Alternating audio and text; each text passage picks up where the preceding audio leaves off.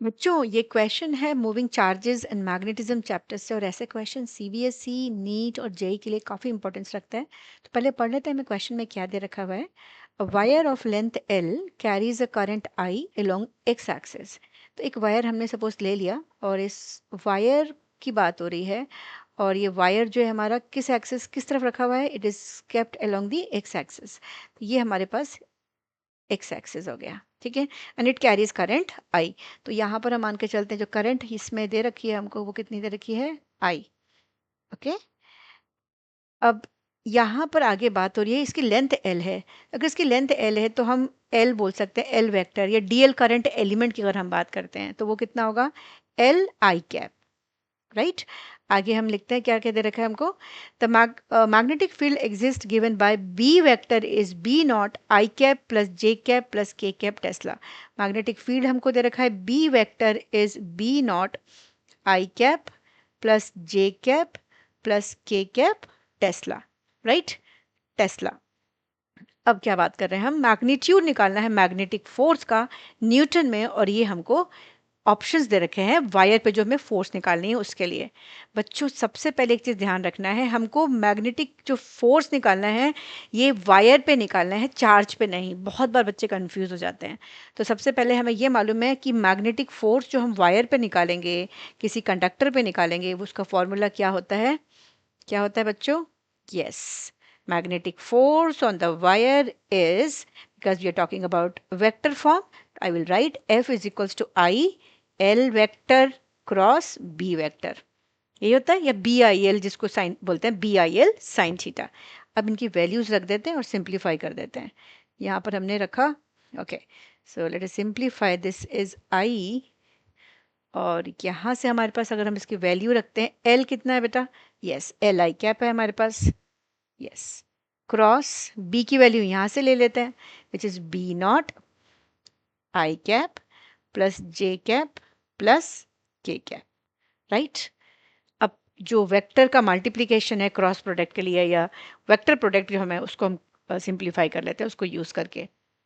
तो सबसे पहले आई एल और बी नॉट, ये सारे हमारे क्या हैं, यस ये सारे हमारे स्केलर्स हैं, तो हम इसको बाहर लिख देते हैं, B naught I L, right, in bracket L, यहाँ से एल के साथ आई वेक्टर है, आई कैप है तो मैंने आई कैप लिखा, क्रॉस बी नॉट हम बाहर ले चुके हैं, हमारे पास मिला i cap plus j cap plus k cap.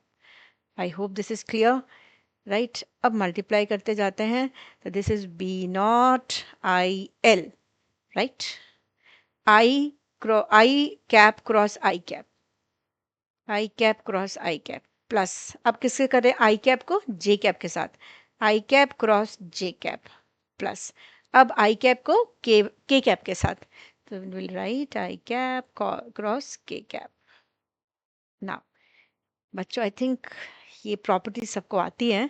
अगर हम ये वाली वैल्यू देखते हैं ना, I cross I, cross product same unit vectors के लिए क्या हो जाएगा, ज़ीरो हो जाएगा, ठीक है, क्योंकि I cross I is I into I sine theta, and these two are acting along the same direction, so theta will be zero. बिल्कुल सही।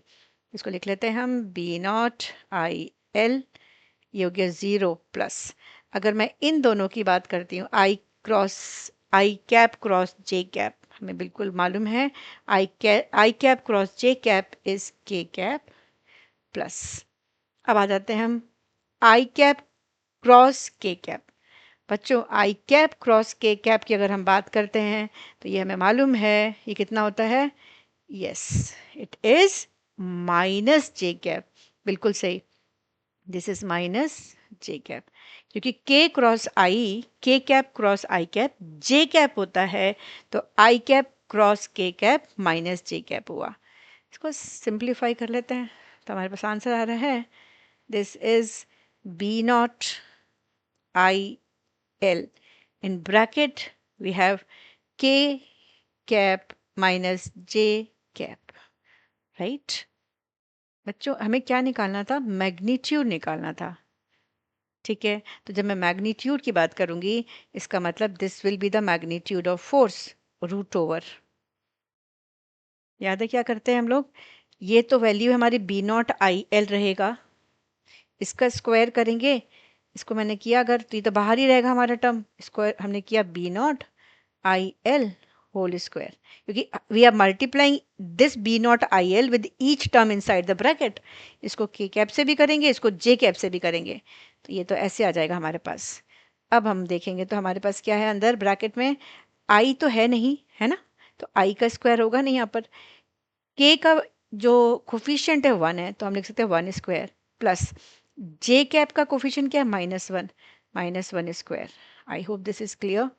ओके, तो जब इसको हम सिंप्लीफाई करेंगे तो ये बाहर जाएगा हमारे पास, it will be B naught I L, right, and root 1, this is root over 1 square will be 1, and this is also 1, so in the square root will be we're having root 2 Newton. So if we check our options, तो अगर option check करते हैं तो हमारा जो last option है option D is the correct answer for this question. I hope this concept is clear to everyone, और ऐसे ही इंटरेस्टिंग फिजिक्स कॉन्सेप्ट के लिए फिजिक्स वेव को लाइक करें और चैनल को सब्सक्राइब करें।